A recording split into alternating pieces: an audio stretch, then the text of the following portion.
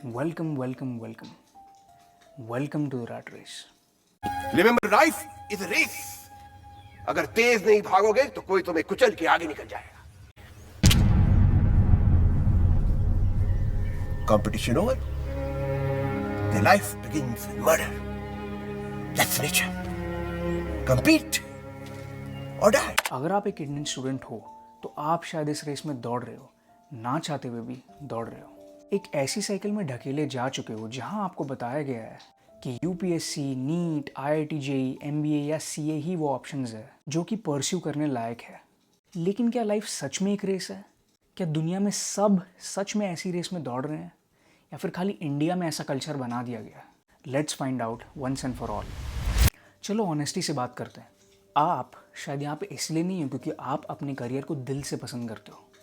आप शायद यहाँ पे इसीलिए हो क्योंकि बहुत से लोगों के द्वारा आपको बताया गया है कि भारत में अगर आपको सक्सेसफुल होना है, नाम कमाना है, पैसा कमाना है, लाइफ सेट करना है, तो सिर्फ ऐसे कुछ 5 से 6 रिस्पेक्टेबल करियर्स है जो कि आपको परस्यू करने पड़ेंगे. ये लोग आपके माता पिता हो सकते हैं, टीचर्स, रिलेटिव्स, यहाँ तक कि आपके नेबर्स भी हो सकते हैं जो कि आपके सपनों का और उनके खुद के इनसिक्योरिटीज़ के बीच का फ़र्क नहीं समझते. मेरा बेटा इंजीनियर बनेगा. Farhan Qureshi BTech engineer. And my fate was sealed. मैं क्या बनना चाहता था साला किसी ने पूछा तक नहीं. आप में से बहुतों को पता होगा कि इंडिया की पॉपुलेशन ऑलमोस्ट 1.4 बिलियन है. इनफैक्ट इंडिया सबसे टॉप की कंट्री अगर बात की जाए यंग पॉपुलेशन की, वर्क फोर्स की. इतनी भयानक पॉपुलेशन होने के बाद भी हम सबसे यही एक्सपेक्ट किया जाता है कि हम इन 5 से 6 करियर बॉक्सेस में फिट इन हो जाएंगे. मतलब क्रिएटिविटी, इंडिविजुअलिटी और पैशन तो खाली एक मजाक बन के रह गया हमारी सोसाइटी में. जहाँ बाहर की कंट्रीज़ में लोगों को इनकरेज किया जाता है क्रिएटिविटी, इनोवेशन, इन्वेंशन के लिए. आई डोंट नो आप लोगों को पता होगा कि नहीं, लेकिन जर्मनी में गवर्नमेंट प्रेरित करती है स्टूडेंट्स को कि आप लोग ड्रॉप ईयर लो. पूरे यूरोप में घूमने के लिए, पूरे यूरोप में ट्रैवल करने के लिए उनको इनकरेज किया जाता है जिससे कि वो नए नए लोगों से मिले, उनके तौर तरीके जाने, उनके एक्सपीरियंसेस के बारे में जाने. इससे ही मेंटल डेवलपमेंट होता है और यही आगे जाके उनको एक राइट करियर पाथ चूज़ करने में हेल्प करता है. और वहीं पे हमारे कंट्री में हर दूसरे बच्चे की मेंटल हेल्थ दांव पे लगी हुई है. इतना ज़्यादा स्ट्रेस्ड है सब क्योंकि उन बेचारों को उन करियर पाथ के पीछे भगवाया जा रहा है जिनके लिए वो बने ही नहीं है, जिनकी वो कदर ही नहीं करते. जस्ट इमेजिन अगर विराट कोहली के फादर ने उनको बोला होता कि भैया क्रिकेट विकेट छोड़ो, फ्यूचर सिक्योर करो, इंजीनियरिंग कर लो, तो आई एम प्रीटी श्योर कि वो इंजीनियरिंग कर लेते. लेकिन आज वो बैंगलोर के किसी फ्लैट में बैठ के खुद के एग्जिस्टेंस को, खुद के लाइफ के मीनिंग को ज़रूर क्वेश्चन कर रहे होते. लेकिन यहाँ रियलिटी क्या है? इस रैट रेस की कॉस्ट क्या है? Stress, burnout, anxiety, depression. सच तो ये है कि millions of students in India are mentally exhausted. सिर्फ पढ़ाई की वजह से नहीं, खुद के ट्रू सेल्फ से लड़ने की वजह से. जो वो नहीं है वो उनको ज़बरदस्ती बनना पड़ रहा है इसके वजह से. चलो मर पढ़ के वो एग्ज़ाम्स पास कर भी लेते हैं, लेकिन जब जॉब करने की बारी आती है ना, उनको पता चलता है कि वो इस काम के लिए बने ही नहीं है. इस काम में उनको पर्पस ही नहीं मिल रहा है, मज़ा ही नहीं आ रहा है, मन ही नहीं लग रहा है. सर हम सोच रहे थे कि हम कर क्या रहे. ये बात नहीं है कि हमको ये काम छोटा लगता है सर. रोज हमारी लाइफ में क्या चल रहा है सर हम ही जानते हैं. कब तक और कैसे चलेगा सर. कभी कभी तो मन करता है कि सब कुछ छोड़ छाड़ के वापस चले जाए, लेकिन फिर पापा का चेहरा सामने आ जाता है. फिर वो उन लोगों को कोसता है जो कि बचपन में उनको बोला करते थे कि भैया ये पर्टिकुलर करियर चूज़ कर लो, बहुत पैसा है इसमें, लाइफ सेट हो जाएगी आपकी. लाइफ सेट, लाइफ बर्बाद हो जाती है उनकी एंड उनके पीछे पूरी कंट्री की. अब आप पूछोगे पूरी कंट्री कैसे? वो ऐसे कि एक स्टूडेंट को जिसको सिविल इंजीनियरिंग में कोई इंटरेस्ट ही नहीं था, जब वो सिविल इंजीनियर बन के ब्रिज बनाता है ना, तो आए दिन ब्रिज टूटते हैं, हज़ारों मासूम लोग की जान जाती है, वो अलग. कंट्री में इंस्टेबिलिटी क्रिएट होती है, वो अलग. चलिए और एक एग्जाम्पल ले लेते हैं टीचर का.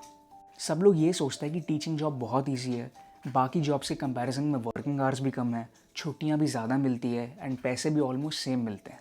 ये सब सोच के लोग टीचर तो बन जाते हैं, लेकिन जब वो एक्चुअली में पढ़ाने जाते हैं ना, तब उनको पता चलता है कि it is not a cup of tea. रोज़ हज़ारों बच्चों से डील करना is not at all easy.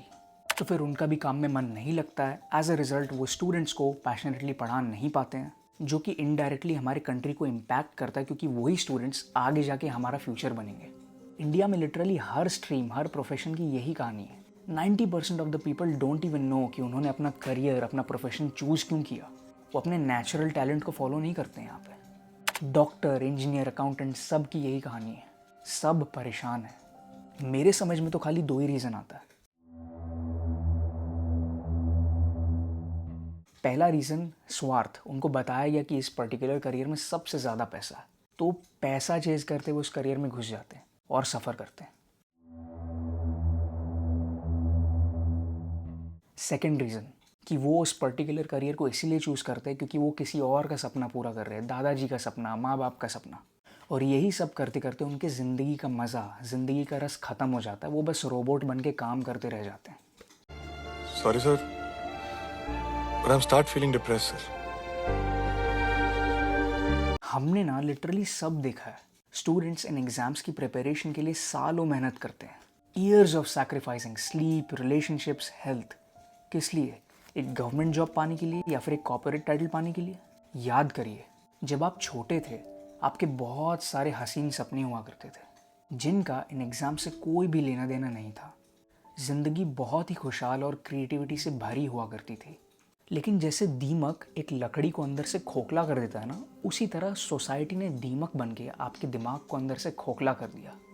As a result आप अपनी क्रिएटिविटी, इमेजिनेशंस सब खो देते हो और आपको आपके वही सपने अनरियलिस्टिक, इम्प्रैक्टिकल और एक वेस्ट ऑफ टाइम लगने लग जाते हैं। और आप भी फिर वही भेड़ चाल करने लग जाते हो, वही 5 से 6 करियर की लाइनों में घुस जाते हो।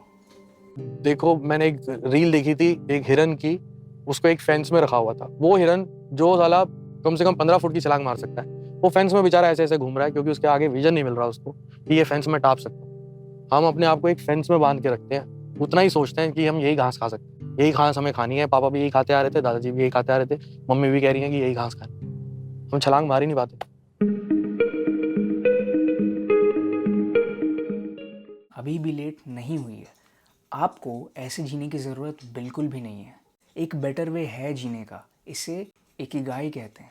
ये एक जापानीज़ कॉन्सेप्ट है जो कि आपको आपके पर्पस ढूंढने में हेल्प करता है।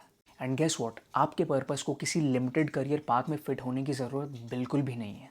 आइए जानते हैं इकिगाई होता क्या है एंड आप खुद के इकिगाई को कैसे ढूंढ सकते हो।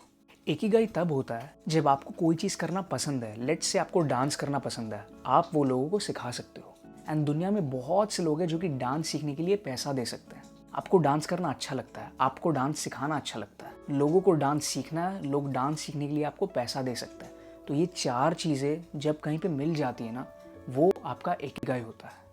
आप एक एथलीट बन सकते हो, आप एक डांस टीचर बन सकते हो, योगा टीचर बन सकते हो, आप एक जिम ट्रेनर बन सकते हो। यस, स्टार्टिंग सैलरी शायद कम हो सकती है, लेकिन आप वो काम कर रहे होगे जो कि आपको दिल से पसंद है। आपको कोडिंग अच्छी लगती है, आपको मशीन्स पसंद है रैंचो की तरह, तो आप इंजीनियर बनो, कोई मना नहीं कर रहा। कुकिंग पसंद है, आप कुकिंग की लाइन में घुसो। बहुत सारे कुक्स हैं जो कि करोड़ों कमा रहे हैं। बस छोटी सी बात यह है, अपने अंदर वो एक स्किल बनाओ जो कि आप बाकियों से बेहतर कर पाओगे। एंड यही आपको इकिगाई ढूंढने में मदद ज़रूर करेगा। जब आप अपने मनपसंद का काम करोगे ना, वो काम आपको काम नहीं लगेगा। इनिशियली हो सकता है आप थोड़े कम पैसे कमाओगे, लेकिन विथ टाइम आप ज़रूर प्रोग्रेस करोगे। एंड अभी हम जिस जनरेशन में पैदा हुए हैं ना, हमारे पास एक बहुत ही ज़्यादा अनफेयर एडवांटेज है इंटरनेट का, जिसके माध्यम से, जिसके थ्रू आप अपने आप को फ्री में मार्केट कर सकते हो। अपनी स्किल को, अपने बिजनेस को आप फ्री में स्केल कर सकते हो, दुनिया तक पहुंचा सकते हो। बस एक बार विचार करिए कि आपकी ज़िंदगी कितनी अलग होती अगर आपने अपने पैशन का पीछा किया होता, ना कि सोसाइटल अप्रूवल का। इमेजिन करिए अगर पूरा देश इस आइडिया को अपनाए, अगर भारत का हर एक स्टूडेंट अपना इकिगाई ढूंढे और उस पर काम करे और उसमें ही अपना करियर बनाए, तो सोचिए हमारी कंट्री कहाँ से कहाँ पहुँच जाएगी, क्या लेवल की इनोवेशन, क्रिएटिविटी होगी। इन लोगों के बारे में सोचिए जो कि दुनिया में इतने ज़्यादा सक्सेसफुल है। इन्होंने कोई भी कन्वेंशनल पाथ चूज़ नहीं किया, इन्होंने कोई भेड़ चाल फॉलो नहीं की। आर्टिस्ट से लेके एंटरप्रेन्योर्स तक, साइंटिस्ट से लेके एथलीट्स तक, इन्होंने कभी भी भीड़ का पीछा नहीं किया। इसीलिए ये रैट रेस से बाहर निकल गए। उन्होंने साहस किया और अपना इकिगाई ढूंढा और सक्सेसफुल बन गए। The only way to really get rich in the long term is building your capabilities and pursuing your passion. Passion के साथ intercourse कर लिया ना, तो you become unstoppable. अब बात करते हैं दूसरे सोल्यूशन की, जो कि बहुत ज़्यादा इंपॉर्टेंट है। Respect for every job. As a society I think we all have failed. जहाँ पे वेस्टर्न कंट्रीज़ में झाड़ू मारने वालों को, डिलीवरी बॉयज़ को छोटे बच्चों की देखभाल करने वाली नैनीज को, कारपेंटर, प्लम्बर, इन सब को ना नीचे नज़र से नहीं देखा जाता है। लेकिन हमारे कंट्री में, हमारी सोसाइटी में ये आदत बन चुकी है, जो कि चेंज होनी बहुत ज़रूरी है। लोगों को समझना पड़ेगा ट्रक ड्राइविंग, प्लम्बिंग, कारपेंट्री ये सारी इजी जॉब्स नहीं है। चलो इजी हार्ड की बात करते ही नहीं है, बात करते हैं रिस्पेक्ट की। चाहे आप छोटा काम कर रहे हो, बड़ा काम कर रहे हो, ज़्यादा देर तक काम कर रहे हो, कम देर तक काम कर रहे हो, सबको इक्वल रिस्पेक्ट मिलनी चाहिए।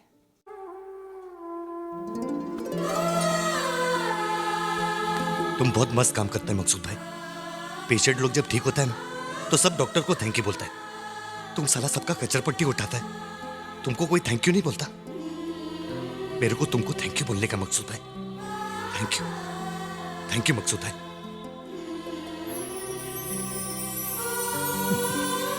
एंड इस क्षेत्र में, इस एरिया में गवर्नमेंट कुछ नहीं कर पाएगी। हम लोगों को एज अ सोसाइटी चेंज होना पड़ेगा, क्योंकि अगर आप हर प्रोफेशन, हर ऑक्यूपेशन को रिस्पेक्ट नहीं करोगे ना, तो मेरे को, आपको, आपके बच्चों को, मेरे बच्चों को, आने वाले जो जनरेशन है, उन लोग की माइंडसेट इस हिसाब से शेप हो जाएगी कि भैया ये 10-15 ही रिस्पेक्टेबल करियर से खाली इसमें ही घुसना है, और फिर वही साइकिल रिपीट होते जाएगी। हमारी कंट्री कभी भी प्रॉस्पर नहीं कर पाएगी। हाथ जोड़ के विनती है, प्लीज़ अपने इकिगाई पे काम करिए, अपनी वो एक स्किल ढूंढिए, उसके अंदर अपना करियर बनाइए और हर प्रोफेशन को रिस्पेक्ट करना सीखिए। क्योंकि अगर ये दो चीज़ें अच्छी तरीके से नहीं हुई ना हमारी कंट्री में, तो हमारी कंट्री कभी भी यूएस और चाइना के करीब भी नहीं पहुंच पाएगी। आशा करता हूँ इस वीडियो से आपको कुछ सीखने को मिला होगा। अगर ये वीडियो आपको पसंद आई ना, तो इसका पूरा क्रेडिट मैं अपनी मम्मी को देता हूँ, क्योंकि उनसे ही मेरे को विजडम मिला है, उनसे ही गलत सही का ज्ञान मिला है। और अगर मेरे से कोई भूल चूक हो गई तो उसका पूरा क्रेडिट मेरे को ही जाता है। Thank you guys, until next time.